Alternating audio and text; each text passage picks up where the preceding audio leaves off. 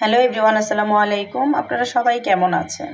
আশা করি ভালো আছেন। কাছে কিংবা দূরে যেখান থেকে আমার ভিডিও দেখছেন, আপনাদেরকে জানাচ্ছি আন্তরিক ধন্যবাদ।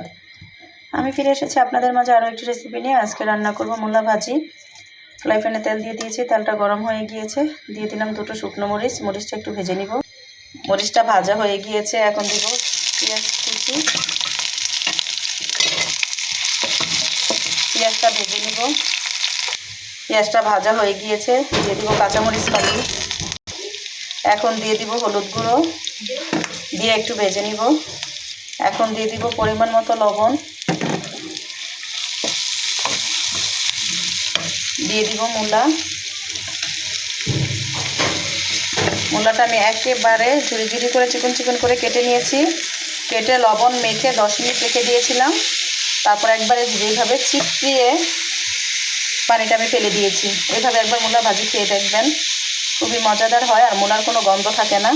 তো নেড়ে চেড়ে মিশিয়ে নিব। নেড়ে চেড়ে মিশিয়ে নিয়েছি, ঢেকে দিব।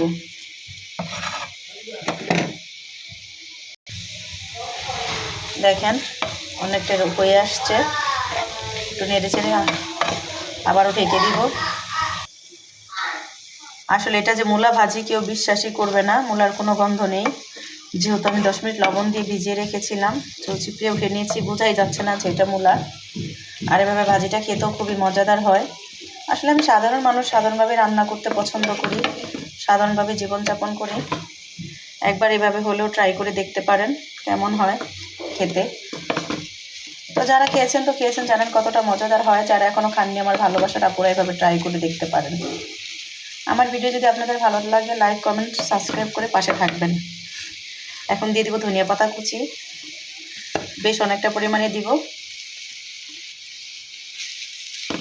নেড়ে চেড়ে মিশিয়ে নিব। নেড়ে চেড়ে মিশিয়ে নিয়েছি, আর কিছুক্ষণ আমি ভেজে নিব। আর একটু ভাজা হলে আমি নামিয়ে নিব।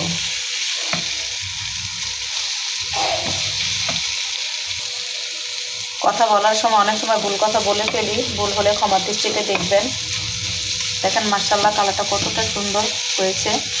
জানি না ভিডিওতে কেমন দেখাচ্ছে, কিন্তু খুবই সুন্দর একটা কালার হয়েছে। বোঝাই যাচ্ছে না যে মূলা, কোনো গন্ধ নেই। তো একবার এভাবে খেয়ে ট্রাই করে দেখতে পারেন না, আসলে কতটা মজাদার হয়। হয়ে গিয়েছে, এখন পরিবেশন করব। হয়ে গিয়েছে মূলা ভাজি। দেখেন ফাইনালি লুকটা মাশাআল্লাহ কতটা সুন্দর হয়েছে। খেতেও তার চেয়ে বেশি মজাদার হয়েছে।